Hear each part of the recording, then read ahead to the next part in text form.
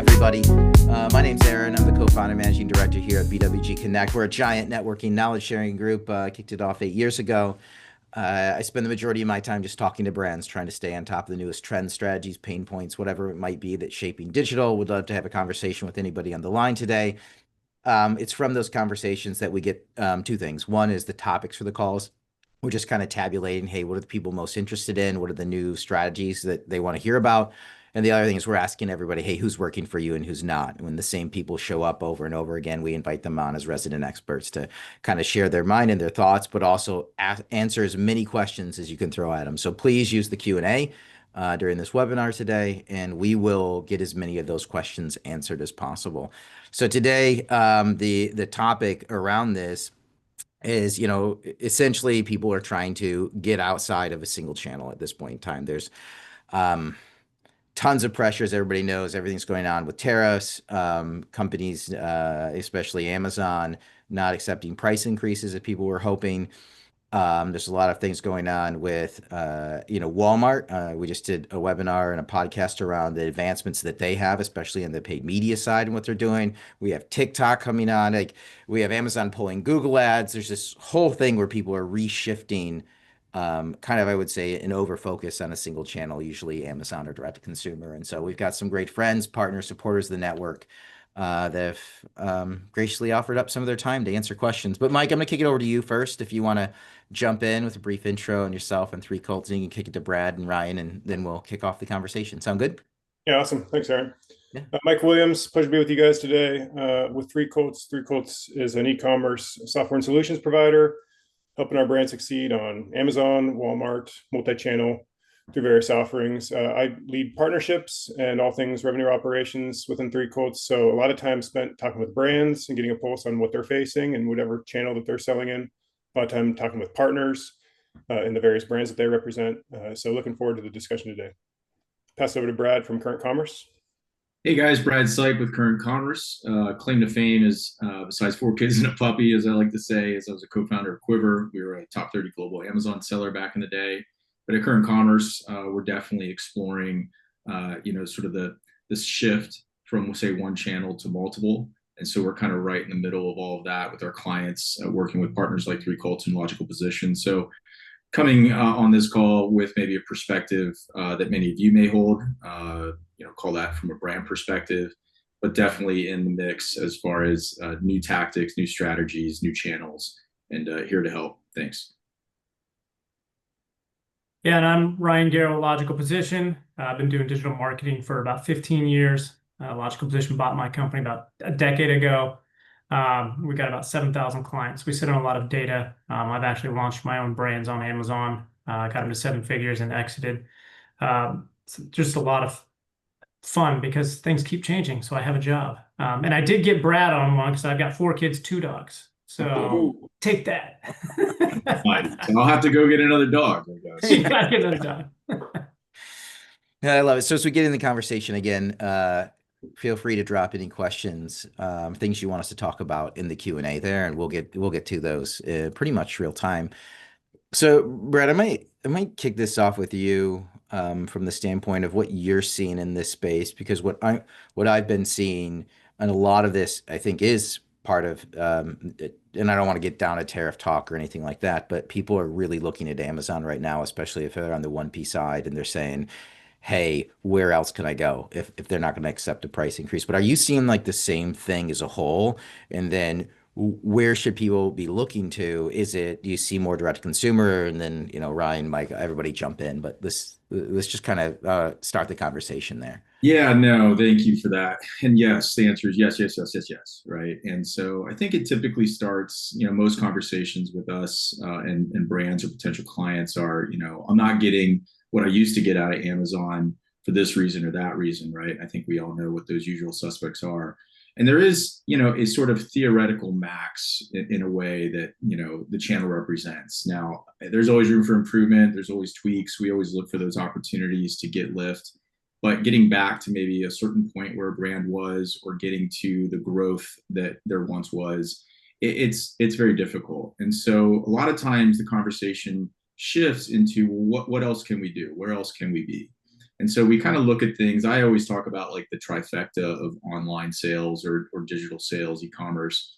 There's Amazon, basically, there's your website, and there needs to be something else, right? And that something else doesn't necessarily need to be another marketplace. I think it needs to be something that's entirely different from, say, your website or say Amazon. We can always add more marketplaces. Tech has made that a lot easier, right? So being able to go and add Walmart or add Target or add some of these other marketplaces that are out there, US or global, there are some things that need to be true, like can you fulfill orders, because you kind of don't have FBA with those types of things. Do you have content in a central place where we can push listings, et cetera, et cetera? But that something else typically is social commerce for us. Call it TikTok Shop for now, but there will be others.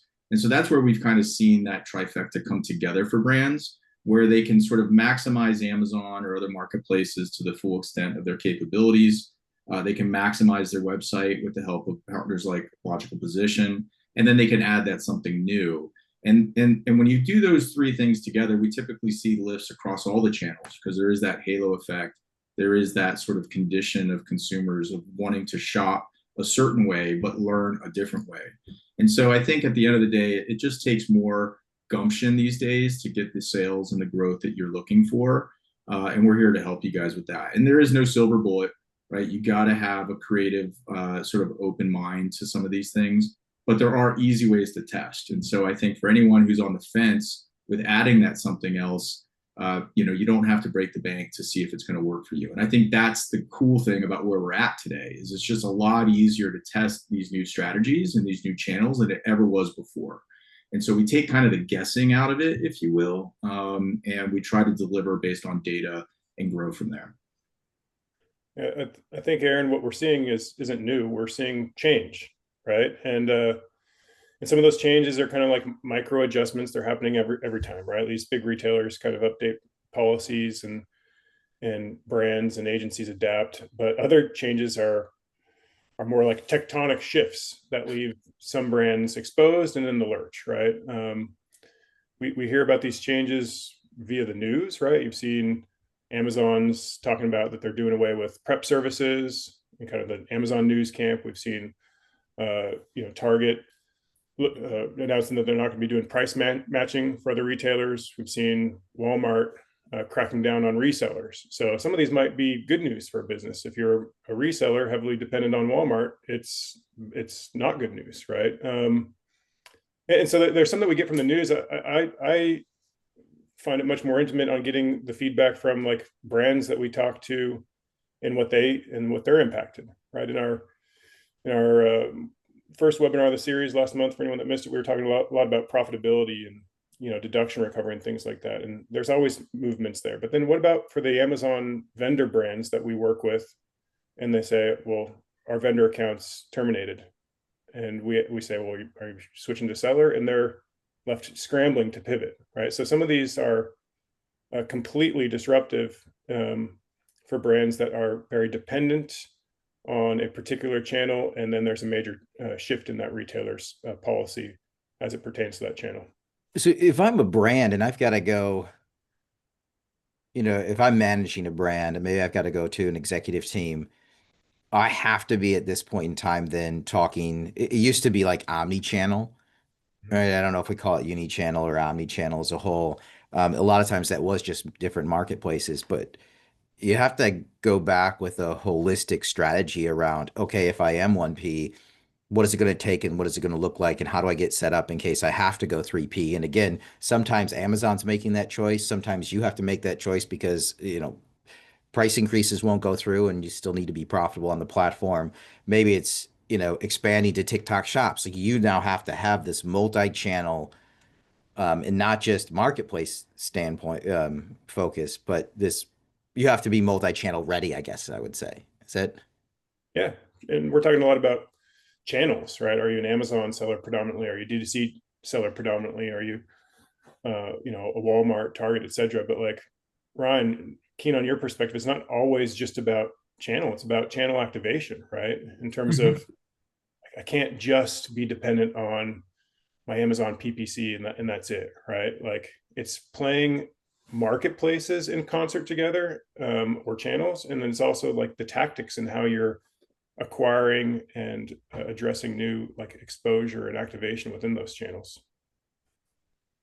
Yeah, I mean, a few years ago, you probably could lean on Amazon PPC to grow a brand pretty successfully. I mean, I did it, and because we were early enough on in the ad system, it wasn't that complicated. I mean, I'd love to say I was really good at growing the brand, but I mean, we got lucky. But having done this for so long, the Amazon ad platform has matured so fast. Like if we look at where it took like really 5, 6 years for Amazon to get here, like it took Google like 10, 12 years to get that far.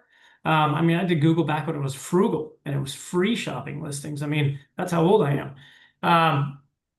And so I think that you've really got to think outside the box, even just for growth on Amazon. I think there's still growth potential there, but you've got to be thinking, I mean, I've done, replacing some of that Amazon shopping traffic that is now not on Google anymore. I mean, they were the largest spender on Google for years. So there's a few things going on politically behind the scenes between the two organizations for sure.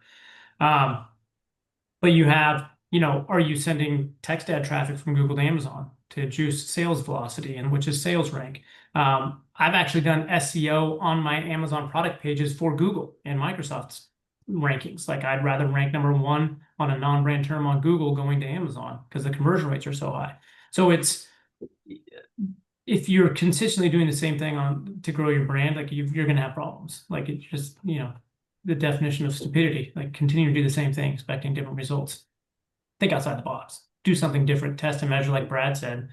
If you're not testing something new heading into this holiday season, like your test should be going right now for November. Like if you don't have something new that's going to work this holiday season, I mean, good luck because your competitors are probably doing something, or I would be, to beat you. Yeah, I'd like to add to that too, just quickly. I think that one of the key things, though, for all of this to work, whichever direction you end up going with or whomever you work with, is you got to have, the visibility in all of these things. Like this is my opinion. I think gone are the days of like, okay, this is my Amazon strategy, and I'm going to live in that bubble to make decisions on where to invest. And then here's my D2C bubble, and here's my TikTok shop bubble, and then whatever else, right? Even retail ad dollars, right? I think being able to look at all of these different channels and the different strategies and tactics and dollars that are going into them and sort of be in a position to say, well, hey, you know what? This is a much better investment of my time and money than over here. And being able to kind of, be agile with where that money goes or where that time and investment goes. It doesn't mean you pull everything away, right? There's just some things that need time to get started, right? Call it the flywheel, call it ranking, call it indexing, all these things we hear. But I think having the visibility in all those things is really important. And hopefully some of you on this call are doing that. But I think that's becoming easier to do over time. But if you're not doing that today, I'd strongly encourage to like break down those walls, break down those silos, and bring in people that actually understand, like, okay, I understand what I'm looking at here on your website, on Amazon, on TikTok Shop. If you don't do that, then I think you're kind of flying blind, and you're going to make some bad decisions, or you're going to miss some opportunities, more importantly. Yeah, I just think about it even from the marketer standpoint. We got some questions pouring in here, so others drop your questions in there. We're going to get to them. As you look at what's going on, as COVID hits, huge pendulum swing to Amazon because it was the easy answer, then this huge swing back to direct consumer, and then as it came back at the same time, so people are building out their Amazon strategy, and I'll include the paid media strategy, and then their direct consumer, which includes paid search and social in there as well. Then you have a TikTok drop in, right? And now it's launching TikTok shops, which people are using. We're going to get to a couple questions there. The marketers felt like they're on a marathon, for the past 5 years. And the what I'm hearing and the way I think this is panning out is like you're running a marathon and you just completed mile 1. Like, and that needs to be explained internally to teams as well, because what we're talking about now, and I totally agree, is you can't just optimize for Amazon or direct consumer. you're optimizing every channel. And now what's changed is to optimize, you have to think of it holistically. And Todd has a great one here. When bubbles bump into each other, they break each other.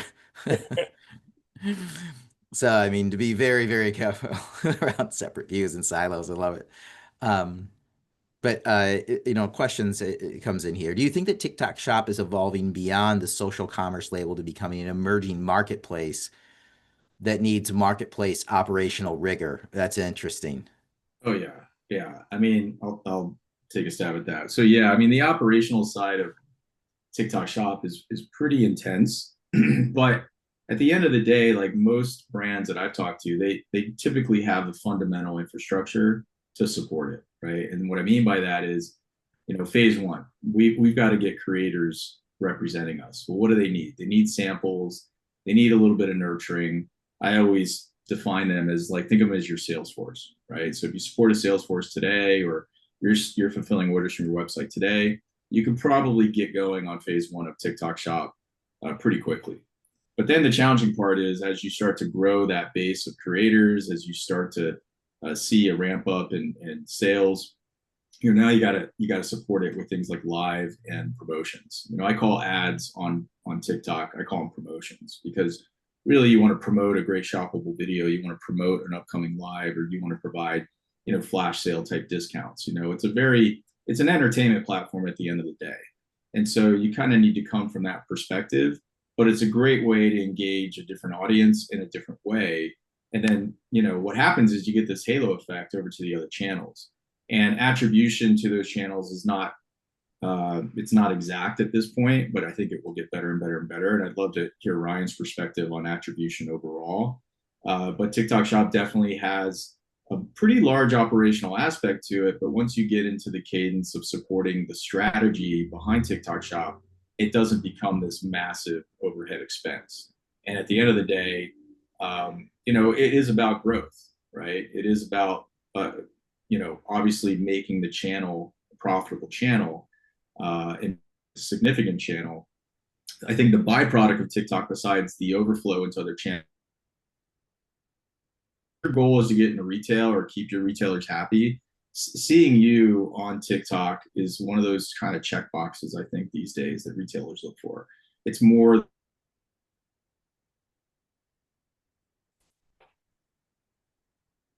Yep. Oh, did we just miss his biggest point?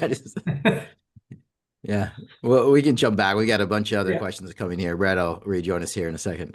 Just froze a little bit there, but Sorry.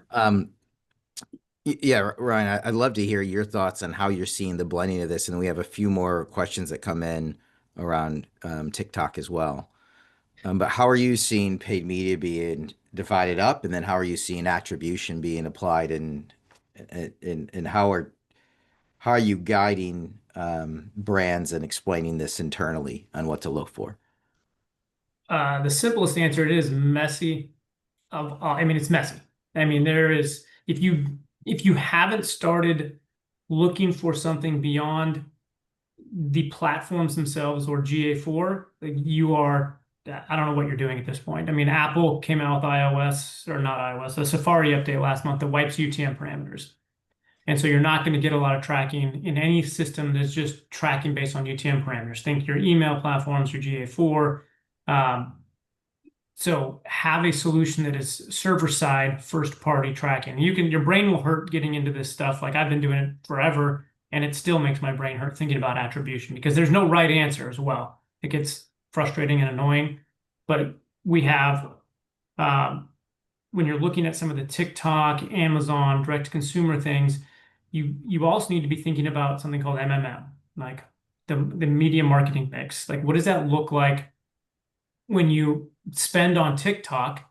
How does that impact Amazon, your website? How does it impact retailers that have your product? Like, if you're not leaning into retail as well, and I look at retail as like salespeople as well, Brad, like they're putting your product in front of new users that are probably not going to find you for the first time on Amazon or on Google. They're going to be like, I had an organic plant food. I had plant stores all over the country that put my product on the shelves because those people were buying plant, and they're going to buy plant food there and then come find me on Amazon or on my website. And so I could do blackout tests around my marketing geographically, because MMM in 2020, 21 was not a big thing. It wasn't scalable yet. So we just did tests. Like, I know, hey, I'm launching in a couple retailers in Seattle. What happens if I market on Google and Meta? There wasn't TikTok ads at this point. In Seattle, that helped lift their sales. So I needed to get them willing to give me register data in weekly. And we used Fair to get some of our retailers. So there's all of these things are messy and touching each other, and you're not going to get perfect stories you can tell an executive team on, hey, we spent 25 grand in marketing in Seattle and we got this, and hand it to them on a platter. It's going to be, well, Seattle brand term lifts on Google were up 30% and the rest of the country was up 10%. Okay, that's what do we do different in Seattle? Oh, we marketed here. So you need better tracking, and you need better MMM projections on how is this spend going to impact other things. And MMM really only works at scale. So larger brands, if you're doing less than 20 million, you're probably not going to find an MMM that's going to work because you don't have enough data points. So that's where you're using more of the blackout tests to signal what's having an impact for your brand across channels by blacking it out in certain markets and trying it. But messy, to say the least. Awesome. Some more questions I want to make sure that we get to, and then I want to talk a little bit about like launching different channels and being channel ready as well. Because before we get to any of the sides of media mix modeling or even marketing or even the base level, just PPC ads or whatever it might be, we need to have the products up there as a whole. But there's a question: is TikTok Shop viable for FMCG brands or just apparel, beauty, and electronics? And are all sales requiring a deep discount? So what category they're asking for viability? I heard a couple different. FMCG, so fast moving Goods. consumer goods. Gotcha. Yeah. I mean, so yes and no. I mean, at the end of the day, the brand is responsible for fulfillment. And there is TikTok fulfillment. It's somewhat cost competitive, but it doesn't really give you much more than just being able to fulfill yourself or using your 3PL for your typical pick, pack, and ship. So it just really depends on the product. I mean, obviously cold chain type products, probably not the best idea, but again, there is demand for it. But we are seeing growth across all CPG categories, period. Typically though, their products are a little bit differentiated, right? You've got a new key ingredient that might be trending, or whatever it may be. Whomever asked that question, I could send example after example after example. You'd be shocked at some of the volume and how quickly they've been able to ramp. But really, it's sticking to a plan, and that plan is I got to get as many creators talking about my brand that makes sense, and talk about it in the right way, and then from there, supporting the other sort of gamified aspects to TikTok, like going live and doing the discounts and things like that. But yeah, there's definitely a home for CPG. I don't know if it's your classic products like a bag of potato chips, right? But certainly things that are differentiated that are going to grab people's attention. But I think what's really important above all, and per this call, is that you're able to support these channels in a synergistic way, right? And so that's something that Current Commerce leverages Threecolts for all the time, right? Multi-channel pro, being able to have kind of a central place to manage my Amazon, manage my Walmart, manage my TikTok. Those things didn't exist very long ago, or if they did, they were very expensive. And so now, the economies of scale really provided agencies like ours and brands like those on this call to be able to do these things from one place without having to break the bank. So, Mike, I think that might be a good segue for some of the things you guys are doing. Yeah, I can get into that. And Brad, also just as you're finding product market fit on TikTok Shop specifically, there's all sorts of tools, and there continues to be new tools every day that helps go and find those communities, right? So is it really like product category specific? Subjective, but you can go in and find for your product like different types of communities, different types of creators that are posting similar stuff, and find if for your example, the snack product is going to work well, and if it's going to work with which influencers who are kind of already activating in that vein, and have followers that are interested with that kind of category. Yeah, I mean, that's a really good point. I mean, maybe a homework assignment. If you haven't gotten on TikTok, or you've never gone to TikTok Shop, I mean, there probably isn't a product you can't find, or a product within a category. And then the creators themselves, I mean, there's just thousands, tens of thousands, hundreds of thousands of people who are enthusiasts about anything you can imagine. And so they can probably talk about your product better than you can. And so once you get that going, it's a great way to kind of see, hey, wow, that video took off. Look how they talked about our product. Let's do that elsewhere. And so that's one of the aspects I love about TikTok. But yeah, no shortage of people who can represent your brand, no matter what it is, on TikTok. Yeah, so I can speak to the channel expansion opportunity. We've heard Brad and Ryan both say, talking about working these diversified tactics in marketplaces in concert versus in silo or bubble, right? And current commerce might have success in activating a brand on TikTok Shop in of its own right, but often there may be a play to activate it on TikTok Shop, which spills over into Amazon, right? Or Ryan gave examples of having Google Ads route to Amazon, or maybe having Amazon SEO route to Google. So before you can really consider doing any of these things in concert, you've got to be there, right? And being there is made more simply through the use of technology these days. So I'm going to share just a couple of slides to guide the conversation, but I'll try to burn through them and really answer the audience's questions. So talking about multi-channel listing, right? Streamlining them across multiple marketplaces and reducing the lift and resources and spend to get there, right? It's both a revenue play. We tend to see that brands that go omni-channel can see a lift of 20%, sometimes 100% more, just by activating new audiences, new platforms, et cetera. It's a revenue piece. It's also a cost piece, right? To be doing them in kind of a unified platform that drives efficiency and visibility across platforms. Like I said, we've cut software expenses of our clients to 30%. 20% revenue growth is easy. We're often seeing much more than that. But just moving quickly through this, it's really about three things on one solution, right? It's content, pushing your listings to multiple marketplaces, 30 marketplaces plus through our Threecolts platform. It's about order management. This comes to one of the questions that I saw in the chat about, okay, what about inventory and allocation and integration with where these products sit in distribution and go out the door? So order management, inventory management, feeds, kind of operational, and then support, right? We're seeing a lot of clients coming over from Zendesk or things of that nature, just purely from unifying the client management, customer management, and support ticketing system through our platform. Just a couple examples. I'll just hit a couple testimonials and then kind of go back to just questions.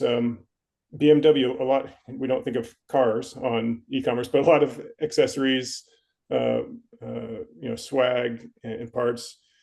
We saw them yield 20% revenue growth and launch within a week, really, really fast, using the technology to activate these platforms or activate these marketplaces through our platform. Hoover vacuums, they doubled their growth and orders moving through the system, and really, really fast improvements in response times to consumer inquiries.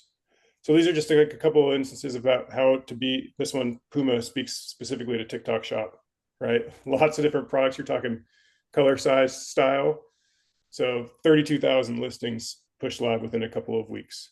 So I think different use cases per brand. Are you looking for like efficiency in managing your costs, your systems, your platforms? Are you looking for growth, more eyeballs on more marketplaces? Are you looking for like high SKU counts that are complicated to manage at scale? This is where the Threecolts channel expansion platform really yields dividends. Yeah, it's. I think that plays in nicely to Katie drops in a question here. Who needs to be in the room to make holistic channel support decisions? Right. It's more than just activation and advertising dollars. It's inventory availability, allocation, and other things too. Yeah. So are you able to then allocate inventory within the system? Because that's so Katie, most of my career, I was an operations leader within brands, right? How do we turn on D2C? How do we turn on Amazon? Is Amazon demand going to cannibalize our D2C, so on and so forth? So I think demand planning starts with data, right? Hard to say how much turning on eBay as an additional channel will yield until you can start to have order volume flowing through that system and being able to measure demand per channel. So I think it's become simpler, right? I think it starts in sort of the e-commerce subject matter expert ownership, because we are a supporting agent to that e-commerce leader to expand e-commerce, but certainly has operational consideration as we can help route it to the source of supply and integrate with wherever your owned distribution, 3PL distribution, or other distribution kinds of tools can route to that demand allocation. But it is an e-commerce consideration, certainly an inventory and ops consideration, and then it becomes a fun financial consideration, right? Which channel is yielding the most profit margin for single order SKU type? Yeah, I mean, my knee-jerk reaction to that question was probably the same people that are supporting Amazon or your website planning, right? But you know, it can be more complex depending on the size and the velocity of the products. You know, but like take an example, just one, right? Like we see a lot of clients who have inventory at Amazon. You know, to get set up on TikTok Shop, they integrate with their Shopify site, it pulls the catalog over, and then they turn on MCF to fulfill orders, right? Okay, test, let's go, right? Not terribly complicated. Now, the economics of that might not be sustainable, but you'll get the data, and then you can say, okay, well, now I need to, you know, set up some sort of pick, pack, and ship, you know, set aside inventory, whatever it may be, to support this new channel that I've now turned on in a very quick amount of time. And I think that's, you know, one of the key takeaways from this call, that, you know, I'm constantly telling brands, and Mike just showed you, to turn on and activate these other channels, it's not as difficult or as expensive as it used to be. And so, you know, I'm of the notion that, you know, why not be in as many places as I can, because the consumers are changing. You know, I'm not the biggest shopper in the world, but you know, I definitely buy now more from other marketplaces and other sites than ever before, right? My comfort level has gotten to a certain point where it's like, okay, this site looks legit, this brand is legit, the shopping experience is intuitive, my credit card information is saved in Google and Chrome, and boom, it uploads. It's not as difficult as it used to be, right? So, you know, some of the reasons why people used to shop just on Amazon, I think have gone away. And so you want to be where those people are, and there's lots of, you know, easy ways to get that going.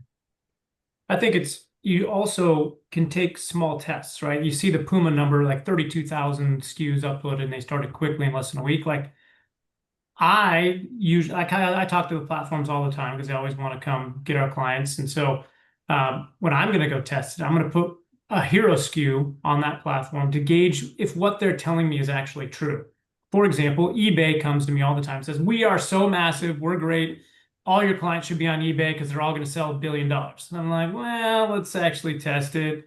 And so we do. We went to one of our brands in the auto space and said, hey, if you're a brand in the auto space, you're doing 50 million in aftermarket auto as a legitimate brand, let's go, you know, we'll go onto eBay because they sell a lot of auto parts and that should be great. They could sell, I think with their hero SKUs, it was less than 20 grand a month. Like it was small for them, despite the fact that eBay had all these big promises. And some of the other channels you might have for a brand, you'll be surprised on some volume and pleasantly, and other ones you'll be disappointed. But I very rarely would go with an entire catalog onto a new platform. I'd say, let's just test with a simple SKU that I know that I have excess of in this fulfillment arena that I can say, all right, great. You know, Macy's, you can have this SKU for 3 months and we're going to see if it sells. And if it does, great, we'll add more SKUs. But it can be very simple, I think, also using the Threecolts stuff. But I think from a fulfillment standpoint, keep it simple on that side to prove a test to the executive team, Katie, that's going to be backing this and say, hey, we're going to go 3 months. If it doesn't get exciting, we don't need to continue that platform if the margins aren't going to be there. I mean, there's a couple other questions around revenue growth modeling. I want to get to that right after this one, which is just playing right in here. Considering how I had this same thought, considering how many brands are having trouble with growth right now, most coming from price, why are more brands not reaching out and not running and doing this faster? And it is one of those things I think they are just now. It's one of the reasons I think it's popped up as a topic we need to talk about. it just seems like we're 6 months behind. Maybe that's part of the question. It's like, how come more brands aren't further ahead than this right now? Is it complicated? Is it reduction in headcount? Is it, just pressure to perform? Is it just they don't have enough time? Uh, is it all of those? Those are things that come to top of mind for me because this seems we have the tech now that you can do a tech stack rationalization, which used to take you 5 or 6 different solutions that weren't talking well together to a single solution that helps with most of it. We'll set the paid media piece aside. But would love to hear your thoughts. Like, what do you hear routinely as reasons people aren't doing it? And then what are your conversations like to follow up? Like, oh, the people, the roadblocks that are there that people think are there that aren't really, I guess. Guys, let me go first, please. Let me go first. So lots of different reasons. I'll just give you an agency perspective. So a lot of times we get into a conversation with a brand and a couple of different things may be happening. Number one is they knew this was a problem. Everyone knows this is a problem. It's been a problem.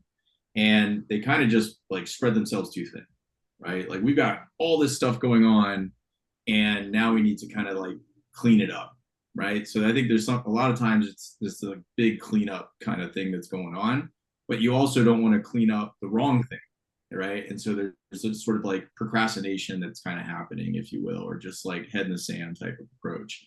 I think probably though one of the things we run into the most, and I think this is just me wanting to feel very old and wise, which I think I am.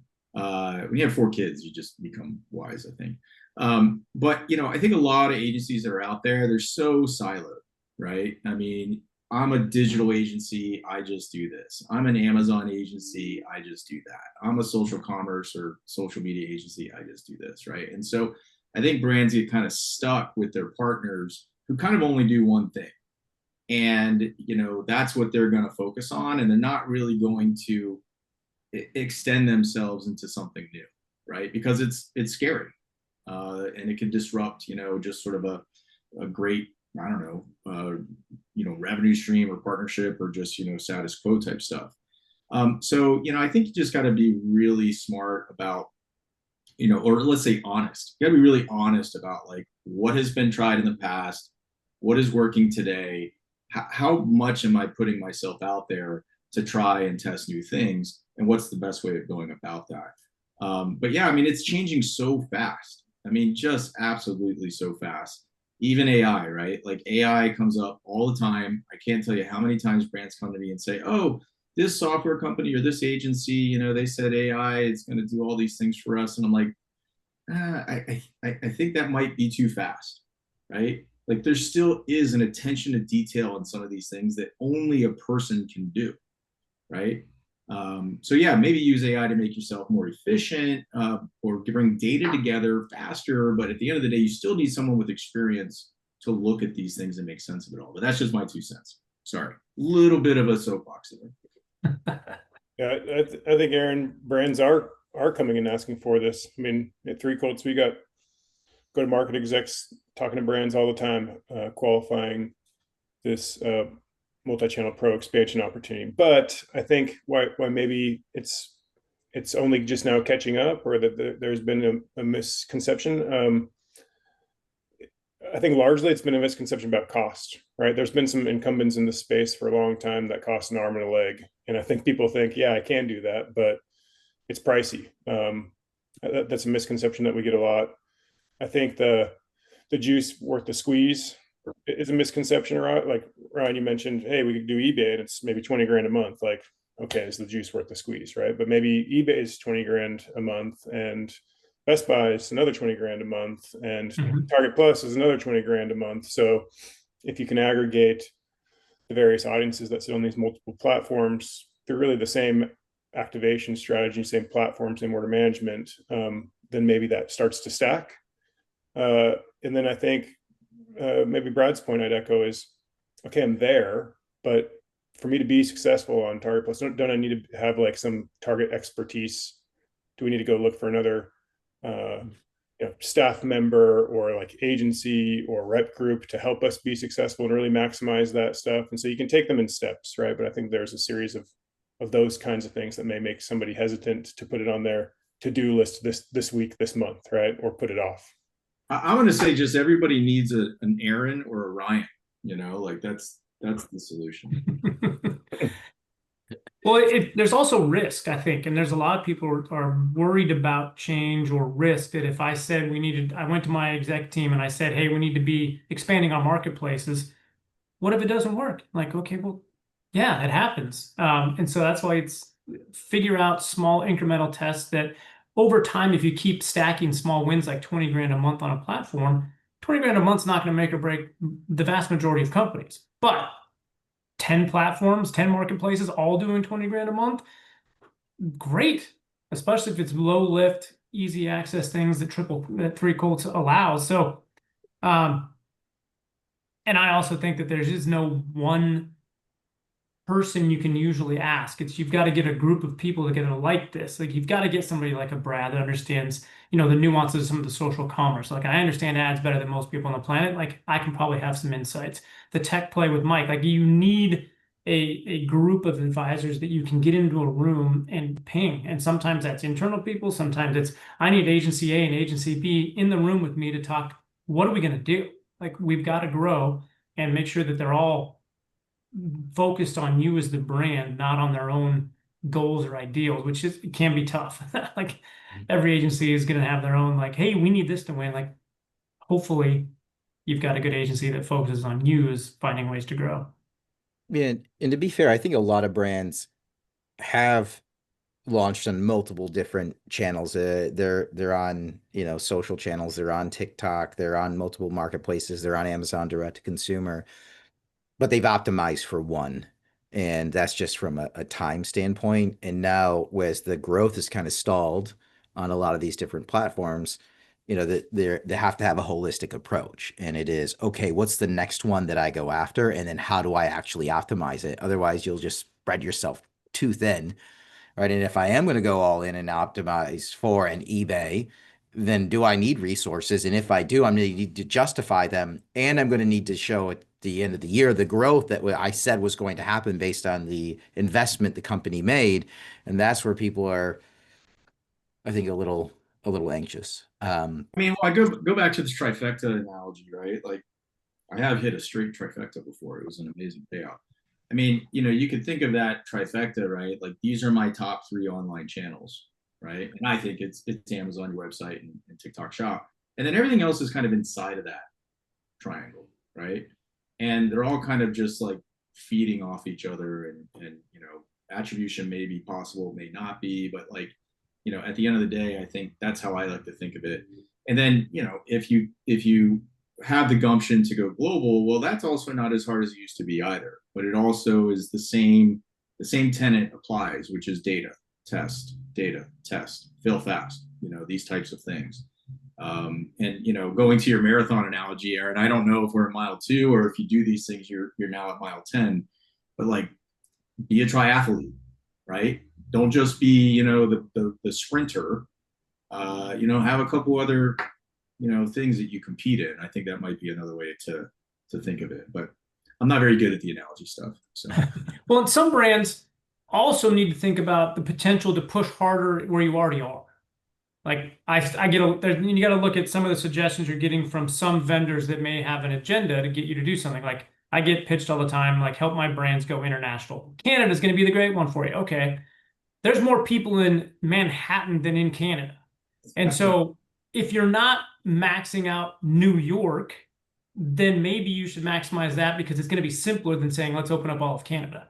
And so some of you listening, look at your tacos, your target ROAS, like, is there more volume in that mid funnel in the markets you're already in that you can push into without having to take the lift of opening up a new channel or having to have that conversation? We can just say, hey, let's lower non-brand target acquisition cost to break even to fill our email database on the direct-to-consumer site because that's the loyalty and lifetime value is going to skyrocket. And we're going to get more profit in 6 months because of our email database. Like that's a massive consideration that a lot of brands don't get because they, we need to open up a new channel. Probably, but also maybe maximize another channel that you're already on. I mean, Ryan, that happens 9 times out of 10 when a client calls for global, because we talk about LATAM and Europe and stuff a lot. And I'll look at just Amazon or just something else and be like, guys, you're not even like at your, you're half your potential here. Add in the website. And I love hearing you guys talk to brands about like how they can maximize with D2C sales. It's like there's so much left on this tree, right? There's still so much to shake off here before you go global. We can think about that and talk about that, and we can kind of set things up for you to turn that on when ready. But yeah, I mean, that happens all the time. It's a great point, Ryan. I take for granted that we talked a lot about that in our last webinar a month ago. And that's kind of Threecolts stands on all this stuff. Is like, let's see how you're performing on your existing channels, right? If you're on Amazon, like, how's your Amazon performing? Is there a profit that you're leaving on the table? What about Walmart? If you're a D2C brand, like, are you maximizing your cost of fulfillment? Like, let's not go and springboard off into all these other marketplaces if there's like cracks in the foundation, right? So let's kind of shore up the core of the environment. And we've partnered with you, Ryan, and seen some of the ways that you guys are similarly auditing, pulling assessments on their existing media performance, right? So oftentimes that there's like a lot of optimization that can happen right where you are, and then that is going to pay dividends when we expand brands from there. There's a comment in here from Lindsay. Could you tell my leadership to focus on US versus international? LOL. I was chuckling as that came in, and Ryan, kind of, you were talking. Let's see, broadly speaking, how do the unit economics stack up on TikTok using MCF, multi-channel fulfillment, versus Shopify fulfillment methods? On other marketplaces, you see a meaningful lift in conversion by leveraging MCF, faster shipping time. Yeah, I mean, consumer experience is wildly important, right? I mean, when we buy something, we want it right away. I think you'd be surprised at the unit economics on TikTok Shop. It's a little bit better than on Amazon, but at the same time, there are other inputs, right? So with any marketplace that we're engaged on, and by the way, Threecolts has like automation when it comes to this stuff. So don't get me started about like ASIN profitability or SKU profitability, transaction profitability. That's like, what I tend to focus on. How much am I actually making after it's all said and done on a transaction level? But we always do like a pricing analysis or profitability analysis, right? So, hey, on Amazon, this is what it's going to cost. Here are all the fees baked in, even amortizing ads, which I think a lot of people miss. TikTok Shop, it's very similar. TikTok Shop has a fee. Creators have a commission. You got to account for shipping, whether it's MCF or your 3PL, things like that. But at the end of the day, I mean, TikTok Shop, if you're the brand, you should see similar margins, call it the 20 to 40% range.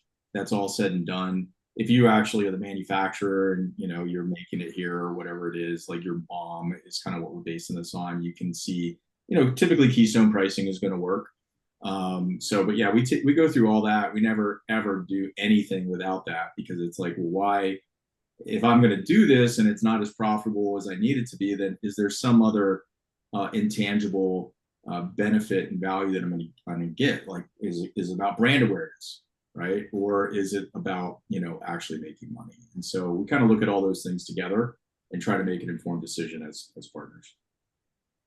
And I think probably it's it would warrant kind of more time to spread out on that Corbin's question of the unit economics of MCF versus other alternatives, because if you just take an MCF rate sheet, pick, pack, ship out the door versus go pick 3PLs, like oftentimes it will be the most expensive. But you have to kind of consider all sorts of indirect costs, like is the bulk of your inventory going into Amazon directly, or are you a direct import company?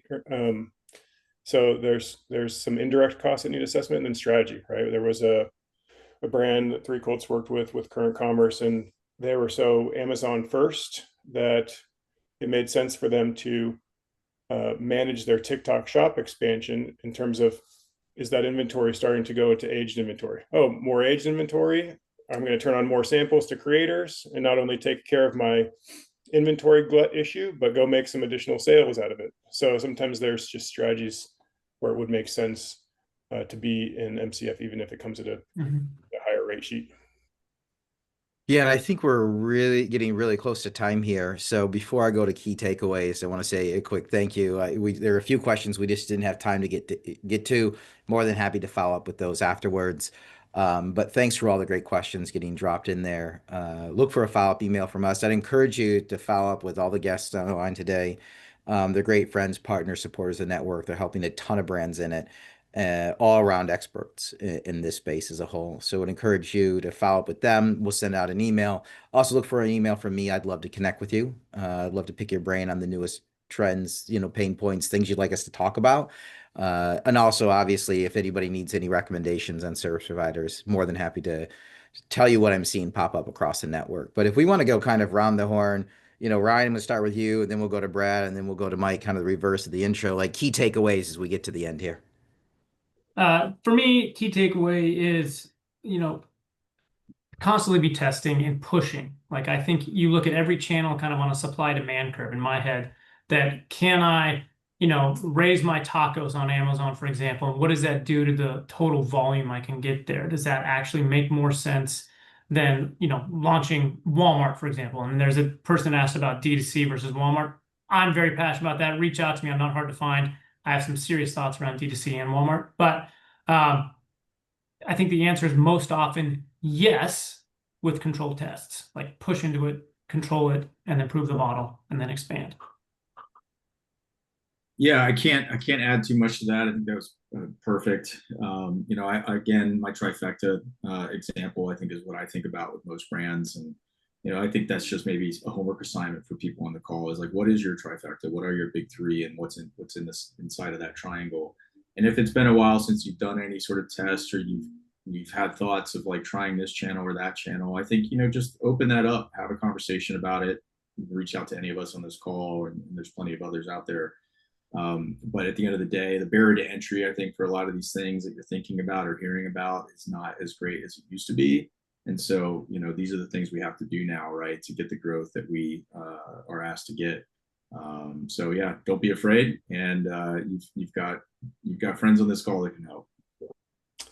Key takeaway for me is just to have an assessment done, right? Back to Ryan's point earlier, which is, let's just look at how you're performing in your existing channel performance. So Logical Position does a great job in measuring performance in your media. Threecolts, as we talked about in our last webinar, can look at your profitability and margin impact for the channels that you're selling on. And then understanding where we're at now, we can, in that assessment, look at what channels are available and which channels make the most sense for a brand to consider, and we can forecast what those channels may do in terms of an order lift and a revenue lift. Awesome. Well, Mike, Brad, Ryan, thanks so much for your time today. Thanks for being great friends, partners, supporters in the network. Again, encourage everybody to have a follow-up conversation with them. With that, we're going to wrap up this webinar here. Thanks everybody for the great interaction, the great questions coming through. Everybody take care, stay safe, and look forward to having you at a future event. Thanks everybody. We'll see you. Thanks, everybody. All right, thanks.